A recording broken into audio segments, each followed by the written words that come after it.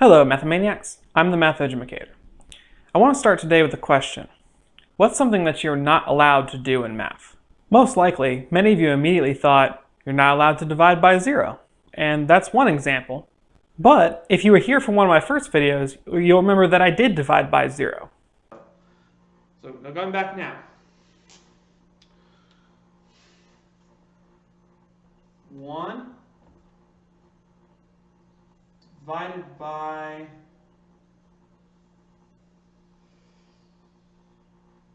0. I then went on to explain that there's a reason we don't allow division by zero, because of what happens when we do. There are lots of examples of this, things that we either don't do by convention or because we want to avoid the implications of them, at least temporarily. Remember in high school when your teacher would tell you to rationalize the denominator and not leave your answer looking like this?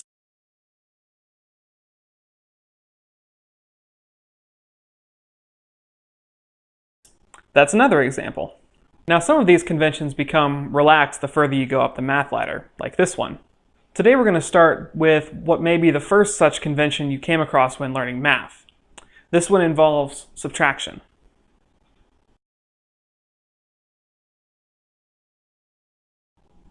So Billy, if Kyle has 7 candies and you take away 5, how many would Kyle have left over? He'd have 2, I think. Very good, that's right. But what if I wanted more Starburst? I want to take 9 candies. Well, you can't do that. Why not? Well, that would be more candy than Kyle has. You can't take away more candy than he had to start with. Oh. Now, this seems to make sense. As children, we tend to think of numbers as a quantity of things that we can either see or feel. When I subtract, I take away something, and I end up with less than when I started with. And the more I take away, the less I have at the end. If I were to take away the same number of things I started with, I'd end up with nothing. I'd have 0 things left.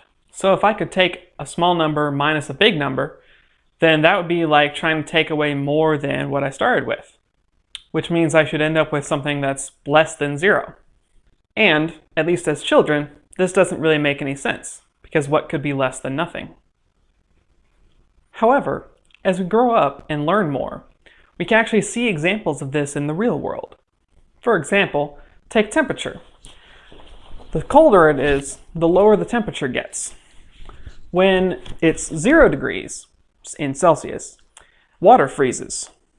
But it can get even colder than that. The temperature can actually go below 0. We can classify certain geographical locations by their relation to the level of the ocean. For example, the highest point in Washington, D.C. is 410 feet above sea level. Now we can assign a number to that, 410. Being at sea level itself would be like 0. However, New Orleans, Louisiana is on average 2 feet below sea level. So if we assigned a number to New Orleans, it would be less than 0. There are probably some of you who are familiar with debt, particularly if you've been to college. We can use numbers to describe how much money we have. If we don't have any money, that would be like 0. So having student debt would be like having less than 0 money. This idea of something being less than 0 is not really as crazy as we first thought. And so it only makes sense that our number system should reflect this.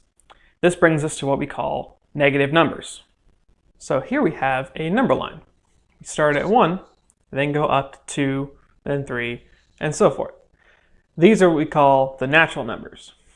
0 is one space below 1. So since the numbers on the right are bigger, then numbers on the left would be smaller. And so we put the 0 one space to the left of 1. Now any numbers that are less than 0, we would write to the left of 0. The closest one is this one right here, one space to the left. And this is the opposite of 1, and we write it like this. So this would be like having $1, this would be like having no money, and this would be like owing someone $1. Lower than that, we have the opposite of 2, and the opposite of 3, and so forth, just like the natural numbers. In fact, all of these opposites are just like the natural numbers, except we write them on the other side of 0, going in the opposite direction. All of these numbers together are called the integers. The natural numbers are called the positive integers, and the opposites of the natural numbers over here are called the negative integers. 0 is also an integer, but it's not positive or negative, and it doesn't have an opposite. So now we've got these negative numbers, but what can we do with them? Well, since they're just numbers, we can still add, subtract, multiply, and divide with them the same way that we do with any other numbers. But we are going to examine a few important things first. First off, in this video I've talked about bigger and smaller numbers. Well, when you have negative numbers in the mix, that gets a little confusing. If I have $1,000, I'd say that's a big number. But if I had a debt where I owed someone $1,000, I'd still think of that probably as a big number. And I would still probably describe negative 1,000 as being a bigger number than negative 1. I can go into more detail on that another time. But this bigger and smaller talk doesn't really help us distinguish between positive or negative. So to avoid confusion, we can say less or greater instead. So 1,000 would be a big number that's greater than 0, and negative 1,000 would be a big number that's less than 0. Now, let's say that I have that $1,000 debt. Someone gives me $1,000. Well, I could use that money to pay off my debt. In that case, what would I have left over? Nothing. I'd have $0. The same would be true if I had a debt of $10 and someone gave me $10 to pay it off. In fact, if I had any debt and I was given that exact amount of money, then I would have $0 when I was done. This gives us an important fact about the integers and about numbers in general. If I have any number and I add its opposite, I always get 0. And just a reminder for when I say the opposite of a negative number is positive. So just like how the opposite of 1 is negative 1, the opposite of negative 1 would be 1. Now, what happened when we added and subtracted numbers before, when we only had positive numbers? Well, adding a number always gave me something that was more than what I started with. And subtracting a number always gave me less than what I started with. What happens when we add or subtract negative numbers instead? Well, since we describe negatives as opposites of positives, maybe the opposite thing would happen. Maybe adding negative numbers would give us something less, and subtracting would give us something more. This kind of makes sense based on our example. If I were given the debt of $10, then that's like adding a negative number, and I have less money. Alternatively, if someone took away that debt, then that would be like subtracting a negative number, and now I have more money than when I started with because I'm not in debt.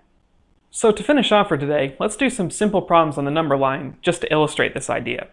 I'll probably do another video some other time where I can talk more in depth about strategies of adding and subtracting negative numbers. And I can also talk about multiplying and dividing negative numbers. For now, I'll let Billy take this on. So let's start with something simple, like 2 plus 3. We start at the first number, which is 2 in this case, and face to the right, the positive direction. To add 3, we take 3 steps forward from our starting point. 1, 2, 3. John? You didn't draw the next number. Okay, fine. All right, let's see. 1, 2, 3 steps, and that number would be 5 if someone had wrote it. Okay, so 2 plus 3, 5. If we had wanted to subtract 3, then we just walk backwards instead. So 1, 2, 3. So 2 minus 3 would be negative 1. Since negative numbers are defined now, we can subtract and get a number that's less than 0. No problem anymore. Now, what if we had 2 plus negative 3? Well, I'm still going to start at 2, and I'm going to walk forward because I'm adding, but I'm actually going to face to the left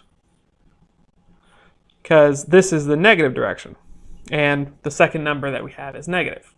So we start at 2, and now I'm going to walk forward 3. 1, 2, 3. And now we're at negative 1.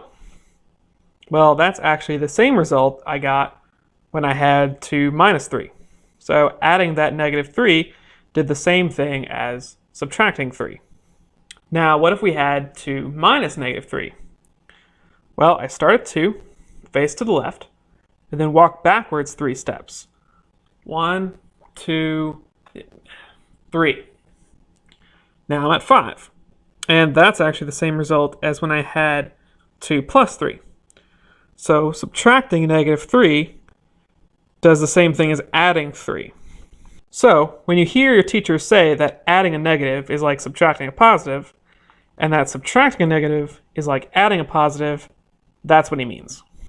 And the good thing about this relationship is that it makes it possible to take a problem with negative numbers and model it using positive numbers, which may be easier to understand.